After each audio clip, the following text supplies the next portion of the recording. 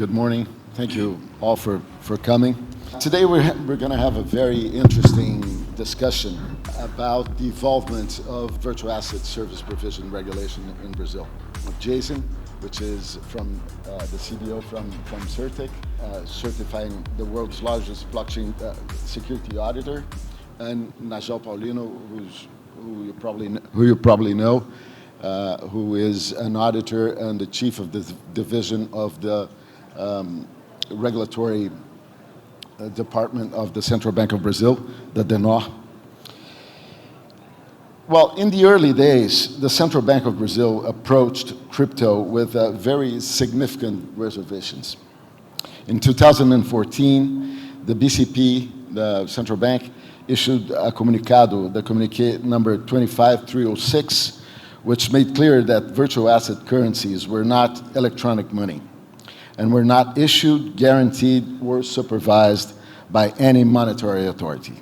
In this document, the central bank flagged volatility risks, lack of convertibility to legal tender, to fiat, potential use in illicit activities, and exposure to cyber attacks.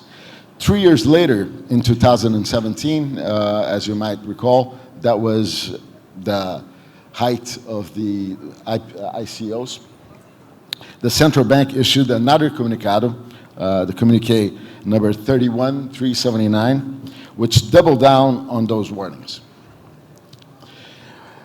The central bank reiterated that crypto assets were not issued or backed by any monetary authority, and that companies operating in the space were neither regulated nor supervised by the Central Bank of Brazil at the time. The communique reinforced the distinction between virtual currencies and electronic money, and warned of capital loss, volatility, custody risk, and potential misuse for illicit purposes. And finally, which is something that haunted the industry for a long time, it clarified that any virtual asset currency transactions involving cross-border transfers referenced in foreign currencies had to comply with the foreign exchange regulations, including being conducted through institutions authorized by the Central Bank of Brazil to operate in the FX market. Then fast forward to 2022. After a long discussion in Congress, Brazil finally enacted Federal Law 14478, establishing a legal framework for virtual assets as payments and investment instruments. This was a total landmark shift. However, the law at the time did not designate which government body would regulate and supervise the virtual asset service industry, because since this law was the bill of law was an initiative of Congress, Congress could not invade the jurisdiction of the executive branch and designate a body within the executive branch that would supervise the industry. So it was only later in June 2023 that the President of Brazil issued the executive decree number 11563, which officially designated the Central Bank of Brazil as the regulator and supervisor of the virtual asset service provision industry. 6 months later, in December 23, the central bank launched a public consultation with 38 questions addressed to market participants, seeking input on critical regulatory design issues. And I think it was the first time the central bank ever did this in a format of questions. Approximately 1 year later, in November 2024, the central bank issued public consultations 109, 110, and 111, which ultimately formed the basis for resolutions 519, 520, and 521, enacted in November of 2025, and which are the current regulatory framework for virtual asset service provision in Brazil. In the wake of this framework, the central bank also issued several other pieces of regulation. So just over 3 years, Brazil went from a broad legislative mandate to a detailed operational VASP regulation. The conversation shifted from, is crypto legal at all? Remember in 2014 and in 2017, the comunicados were very hesitant, to say the least, about crypto, to who is fit to operate. And today we will explore this journey with two exceptional panelists. We'll discuss how the framework came together, what's worked and what's being adjusted, and where a mature, trusted market goes from here. I will shoot my first question to Nigel, who have actively and deeply participated in the regulatory process. Please take us through this central bank journey in building the VASP framework. What were the key decisions and turning points that shaped the regulation that we have today, especially coming from 2014 until today? My apologies, I will speak in Portuguese. I saw here a translation. So, bom dia a todos, obrigado pela presença. A descrição que você fez foi muito bacana, assim, toda essa trajetória, evolução de consultas públicas até chegar na regulação, que é assim, a primeira regulação.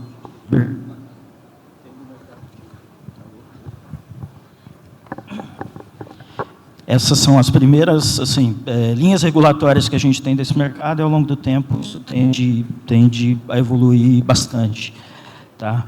Mas, assim, contando a história do processo, parece que foi muito... Desculpa. Parece que ele foi muito harmônico, foi uma linha contínua, mas foi bem... No final... Acho que não pode pegar aqui embaixo, né? Foi um processo bem desafiante do lado do Banco Central. E, assim, eu acho que a gente conseguiu chegar na evolução dessas regras muito em função da própria percepção do mercado de que ele precisava ser regulado, por incrível que pareça, né? É um mercado que nasceu com características assim de posições ideológicas, mais libertárias, etc., etc., mas eu acho que em algum momento as próprias instituições reguladas pelo Banco Central e as instituições nativas desse segmento, elas passaram a nos procurar para tentar ter regras definidas para elas poderem operar no ambiente brasileiro sem que houvessem predadores nesse mercado de alguma forma, tá? Então, acho que a postura do lado do mercado e a nossa postura de recepcionar essas manifestações, ela acabou conduzindo a esse resultado que não é perfeito, mas é o resultado que a gente tem agora, tá? Em relação às referências, assim, o processo regulatório, ele consiste muito em você estudar alguns paradigmas, tá? Então, naquela época, a gente tinha regulação europeia já posta, regulação japonesa. O regulador ele tem que seguir algumas recomendações de organismos internacionais, então, tanto o Financial Stability Board, quanto o GAFI, esses órgãos eles foram decisivos para a gente constituir as primeiras linhas regulatórias. Agora, os aspectos foram mais sensíveis de mudança nesse decurso, eles decorreram exatamente daquele movimento entre as consultas públicas dos textos normativos e as últimas, as resoluções que saíram. Eu lembro até de uma reunião, vou fazer uma inconfidência, uma reunião que a gente chegou a fazer com você. Aí você comentou, mas essa consulta pública aí não tem muita coisa que muda, vocês têm um quantitativo que muda, alguma coisa assim. Eu pensei, cara, ele não está entendendo o que a gente está pretendendo fazer aqui, né? Então, quando você olha num comparativo que veio na Revolução, na CP 109 e o que saiu na 520, você vê que tiveram algumas modificações bem significativas. Entre elas, a gente teve que criar processo específico de comunicação das instituições reguladas de um lado e das instituições especializadas, que são as SPSAVs, do outro. Por quê?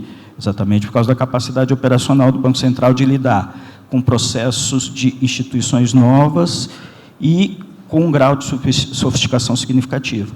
Então, essa separação foi um dos pontos mais mais complexos da gente tentar constituir. Aí a gente cai, até na própria participação do Jason aqui, que o que aconteceu em outros processos foi a instituição comunicava ao Banco Central, por exemplo, que ia operar moeda eletrônica, e a partir dali não tinha necessariamente um aprofundamento na operação da instituição em relação àquilo que ela iria executar. Tá? A gente acompanhava dentro dos processos de supervisão, monitoramento, etc., etc. Mas agora, com a incorporação desse mercado, que é um mercado com características muito distintas ao de pagamento, ao de crédito e outros mercados que o Banco Central regula, a gente entendeu que essas instituições precisariam passar pelo crivo de alguém que entendesse aspectos específicos da operação, política de custódia, segurança cibernética, entrasse também na questão de gestão de risco, que é natural de todas as instituições reguladas pelo Banco Central, e, a partir daí, essa instituição chegasse até o Banco Central. E decorreu, inclusive, da própria construção da Lei 14.478, que trouxe um período para as instituições se ajustarem. Então, a janela de ajuste, ela acabou recepcionando, instituição se ajusta, mas você não necessariamente se ajusta sozinho. Você passa pelo crivo de alguém te auxilia a você conseguir ter governança, etc., etc., e o Banco Central entra em seguida com a sua parte. Não, maravilha, isso realmente ficou muito nítido, inclusive a 109, da 109 para 520, 520 é um documento muito melhor, muito bom, muito mais bem pensado. Now going to Jason, and Jason, you see a lot of jurisdictions. How do you see, from your industry perspective, seeing this, the evolution of the Brazilian VASP regulation? How do you see, what is good and what is challenging, so to speak? Yeah, thank you. So for CERDIC, we had the luxury to work with, we had the chances to work with the different jurisdictions around the globe for several years. I have to say that Brazilian Central Bank is doing a great job because they're leading the innovations and they're putting a lot of details into the regulations for the Brazilian market. This, sometimes saying, I receive some feedback saying that, oh, this is a lot of details, but I think it from a more positive way that it really lays out a clear path to how to be regulated. So kudos to the central bank and also the law firms like Banero for doing a lot of jobs to it. From a CERDIC point of view, we provide the security services in this industry, and part of the security services are the compliance. Help our clients to stay compliant.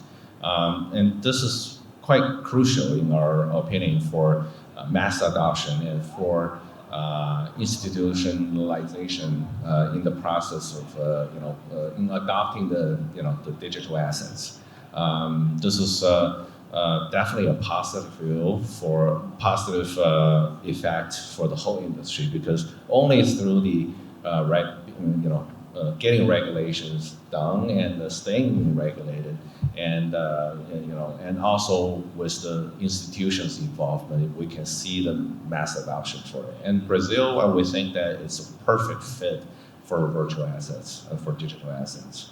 Why is it? It's a very natural resource-rich country and large economy size, a lot of populations. Many underbanked. Yeah, absolutely. Large population, many underbanked. Yeah, and all of this create a lot of challenge because blockchain technology is innovative first, right? It went through the first 15 years being innovative. Now we wanted to fit it for institution use, for the mass adoptions. And this created a lot of challenges, not only for us, but also for the lawmakers and also for you guys who's trying to create the policies for it. And it's not easy. Thank you. Nagel, o que te surpreendeu? Depois que a regulação entrou em vigor, foi efetivamente, né, editada, o que te surpreendeu positiva e negativamente? E o que você acha que a gente precisa fazer, o mercado precisa fazer para, e o Banco Central também, para melhorar os prós e contras? A receptividade foi muito favorável, fiquei até surpreso, achei que a gente ia apanhar bastante na época, né, porque, sei lá, você fica preocupado se o trabalho que você desenvolveu ele está suficientemente adequado, até em função das características desse mercado, né? Então, tem perspectiva de evoluções, sim, porque a gente deixou muita coisa para trás. A gente tinha que soltar, se a gente continuasse desenhando da forma que a gente não acaba pretendia, nunca. assim, eu acho que as pressões internas elas vieram naturalmente, porque a gente precisava concluir algum momento do trabalho. Mas se a gente fizesse o desenho que a gente pretendia, o Mica, por exemplo, o Mica é monumental, né? É do tamanho do mundo. A gente chegaria mais longe, bem mais longe, teria uns 200 dispositivos, pelo menos. E isso é um problema da regulação, que é a superregulação também, né? O excesso de regulação ele traz dificuldades do outro lado. Então, ao mesmo tempo que a gente pretendia lidar com muitas coisas, a gente teve que tentar sistematizar melhor e deixar algumas coisas mais sintéticas, tá? E para começar a trabalhar e desenvolver agora. Por exemplo, tem o caso das operações de staking, que a gente fez um aprendizado interno em relação a esse tipo de operações. A gente pretendia avançar no primeiro momento, mas, por si só, isso sugeria uma regulação talvez mais densa, mais profunda. Então, a gente deu uma segurada um tempo.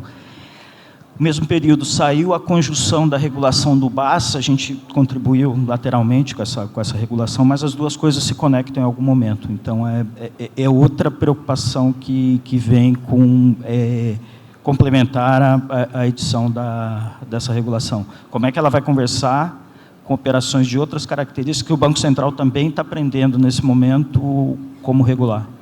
É mais ou menos. Muito obrigado.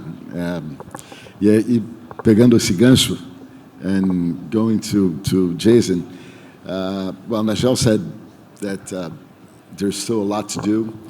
What do you think that Brazil, vis-a-vis other jurisdictions, still needs to implement, and how do you see this? Do you see anything missing that is clearly missing that should be implemented? What is your take on it? Like I said in the last discussion topic, I think Brazilian is in the leading pack of staying, pushing out the regulations. What I see is that we're on this path to make the participating institutions and entities to stay regulated. And along with this way, we'll be seeing many challenges or obstacles. And what I would encourage all of us to do is to form a great communication channel, which that's to be very honest, this is the most surprising but also inspirational aspect of what I got from the Brazil market is that I'm able to contact Nagel through email, through WhatsApp on some of the discussions we can always form directly, and this is not happening anywhere else, and this is so special. And I would encourage this kind of a clear communication to be happening all the time. We will maintain this kind of communication channel. Because why? Because we'll always see a lot of problems about implementing solutions per regulation, and we need to stay flexible and and this will be good for the mass adoption. Well, thank you. And this is a very good point. And I think this is really unique in Brazil. O Banco Central, isso é uma característica única do Banco Central, parece que mundialmente, como como o Jason falou, quer dizer, o Banco Central está aberto, se comunica discute com o mercado cada ponto, chama para reuniões, várias das quais eu participei, quando pretende soltar alguma coisa que pode criar um certo rumor. Então, realmente, o Banco Central é único e está fazendo um trabalho muito, muito bom. Bom, gente, a gente está aqui realmente premido pelo horário, porque realmente a matéria é maravilhosa e never ending, como a própria regulação.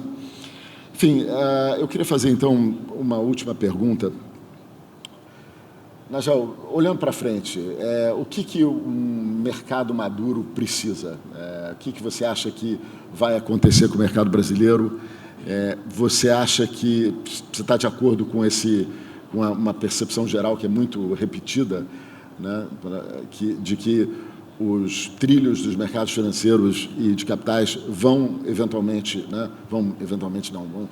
em algum momento migrar para a tecnologia blockchain em função das suas características de transparência, rapidez, auditabilidade, imutabilidade?